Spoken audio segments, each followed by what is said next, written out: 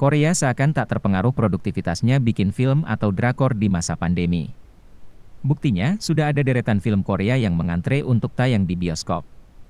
Sebut saja Seobok yang dibintangi Gong Yoo dan Park Bo Gum, lalu ada Jose yang dibintangi Nam Jo Hyuk, dan yang akan dibahas, yakni Collectors yang dibintangi Lee Jae Hoon. Film Collectors berfokus pada Kang Dong-go diperankan Lee Jae Hoon, pencuri makam elit dengan mengumpulkan benda-benda antik. Dia bekerja dengan ahli mural makam kuno, Dr. Jones diperankan Jo Woo Jin, dan penyekop legendaris, Sabdari diperankan Lim Won Hye. Sementara itu, kurator Yoon diperankan Shin Hye-san, adalah ahli seni kuno. Dia menawarkan kesepakatan yang menarik, tapi berbahaya untuk Kang Dong-go. Film Korea ini nggak ada unsur romansa layaknya drama Korea. Sebaliknya, film Collectors akan hadirkan keseruan petualangan mereka dalam mencari barang-barang antik.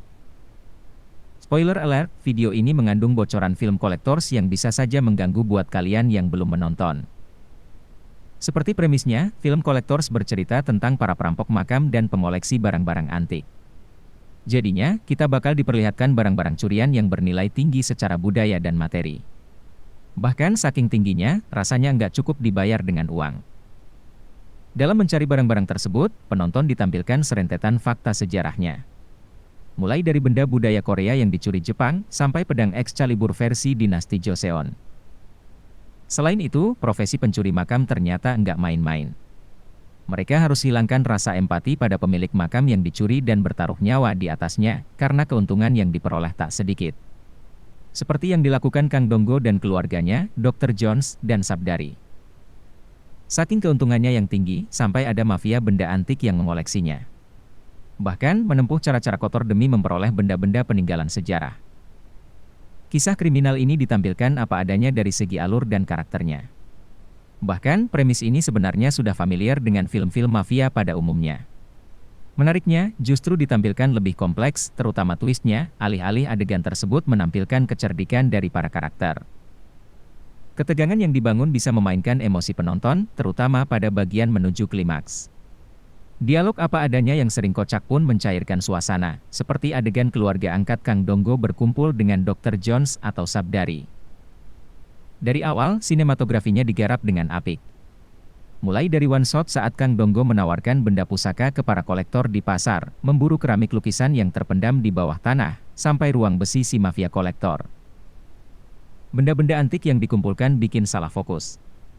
Apalagi, saat adegan Kang Dong-go dan gengnya membeli sederet toko demi menggali tanah sampai ke makam raja yang ada di pusat Gangnam.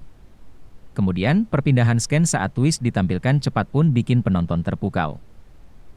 Ada adegan bahkan ruangan yang familiar, yakni ketika Sabdari dan Dr. Jones membeli petak kontrakan untuk tinggal para penggali tanah. Ruangan tersebut mengingatkan kita pada rumah keluarga Kim Ki-taek di Parasit. Rumah bawah tanah dengan jendela ikonis tempat Ki Jung, Ki-woo, Ki-taek, dan Cheong-suk melihat tetangganya yang kencing sembarangan. Sayangnya, film Korea ini tak seseram genrenya, kriminal. Pasalnya, sosok penjahat yang ditampilkan enggak seseram mafia dalam film kriminal sesungguhnya. Namun, barangkali hal itu jadi pertimbangan sang kreator soal klasifikasi penonton untuk 13 tahun ke atas. Mafia di film Collectors tak ditampilkan intimidatif, padahal potensinya besar, terlebih dia punya kekuasaan. Kemudian, muncul formula film kriminal lain dengan menampilkan orang-orang yang berkhianat yang sebenarnya bisa kalian tebak di awal-awal film. Film ini enggak menampilkan si antagonis yang jahat atau si protagonis yang baik. Nilai buruk dan baik enggak benar-benar seperti hitam dan putih, sebagaimana manusia pada umumnya. Begitu pula mengacu pada makna Collectors pada judul. Semua karakter merupakan kolektor yang bisa memilih sikap terpuji atau tercela. Film Collectors jadi salah satu film box office di Korea saat ini. Dengan pencapaian tersebut, film Collectors menjadi salah satu film Korea yang berhasil menjual lebih dari 1 juta tiket saat pandemi. Tuliskan pendapat kalian di kolom komentar. Terima kasih telah menonton video ini, klik tombol subscribe sebagai bentuk dukungan untuk channel ini, dan tonton video kita yang lainnya.